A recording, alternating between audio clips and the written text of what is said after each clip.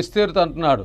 ఎందుకంటే ఇక్కడ ఈ యూదులందరినీ కూడా సంహరించాలని హామాను ద్వారా ఏమండి అహస్రోజు రాజుకి చెప్పి యూదులందరూ సంహరించాలని రాజుగారు ఆజ్ఞ జారీ చేశారు.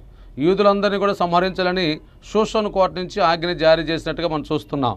అయితే ఇక్కడ గమనించండి, మరణశాస్త్రమే ముందు వచ్చి నిలబడిన మరణశాస్త్రమే వచ్చి మొర్దెకై ముందు యూదులందరి ముందు నిలబడినప్పుడు కూడా మొర్దెకై భయపడుకోకుండా ఎంత ధైర్యంగా ఉండి దేవుడి మీద ఆధారపడ్డాడో ఒకసారి మనం గమనించినట్లయితే ఎస్తేరుతో ఈ మాట అన్నాడు, ఇదిగో యూదులకు మరొక దిక్కు నుండి సహాయం వస్తుంది, విడిపించే దేవుడు మాకున్నాడు అని చెప్పి ఎంత ధైర్యంగా ఎంత విశ్వాసంతో మొర్దెకై ఇక్కడ ఈ మాటలు మాట్లాడుతున్నాడంటే ఎంత విశ్వాసం ఉంది మొర్దెకైకి ఒకసారి గమనించాలి.